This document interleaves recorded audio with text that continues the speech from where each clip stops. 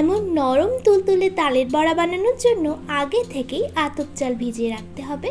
জল ছড়ানোর একেবারেই দরকার নেই। চামচে চামচে বা হাতের সাহায্যে ছেঁকে নিতে হবে। সামান্য পরিমাণ জল দিয়ে আমি মিক্সিতে বেটে নিচ্ছি। আপনারা চাইলেই শিলনোড়ায় বেটে নিতে পারেন। কনসিস্টেন্সিটা কেমন রাখবেন দেখেই নিশ্চয়ই বুঝতে পারছেন। ঘন্টাখানেক মতো আমি আগে থেকে সুজি ভিজিয়ে রেখেছিলাম, ওটাও বেটে নিচ্ছি। এখানে আপনারা চাইলেই শুকনো সুজি মিক্সিতে গুঁড়ো করে মেশাতে পারেন। তারপর দিচ্ছি প্রয়োজন মতো ময়দা।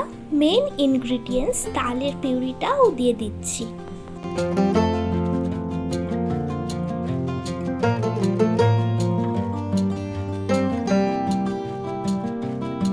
দিচ্ছি চিনি।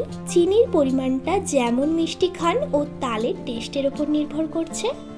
বাড়িতে সবাই কম মিষ্টি খায় ও তালটাও খুব মিষ্টি ছিল।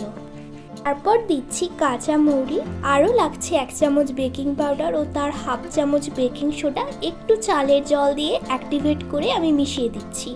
তারপর 1 থেকে 1.5 ঘন্টা মতো ঢেকে রেখে দেব।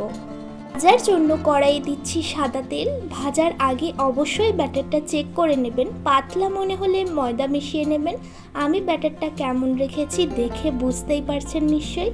প্রত্যেকটা বড়া তেলে দেওয়ার পর দেখতে পাবেন ফুলে ওপর দিকে উঠে আসছে। একটু খেয়াল করলেই দেখতে পাবেন একেবারে তেলের মাঝখানটায়, মানে যেখানে তাপটা ডাইরেক্ট লাগছে, আমি ওই মিডিলেই তালের বড়াগুলো দিচ্ছি।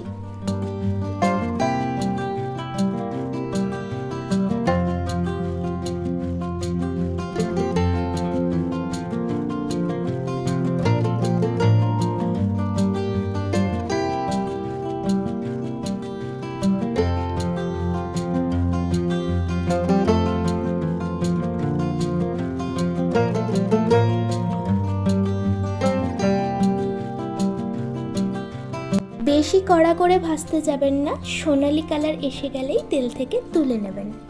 গরম গরম কিন্তু তালের বড়া ভালো লাগে না, একটু তেতো লাগে। ঠান্ডা হয়ে যাওয়ার পর যে কোনো পিঠা খুবই মজার হয়।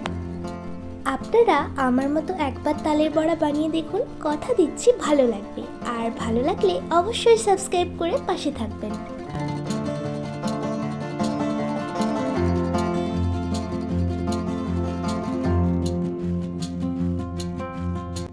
এই অবধি ভিডিওটি দেখার জন্য ধন্যবাদ। ভালো খান, সুস্থ থাকুন।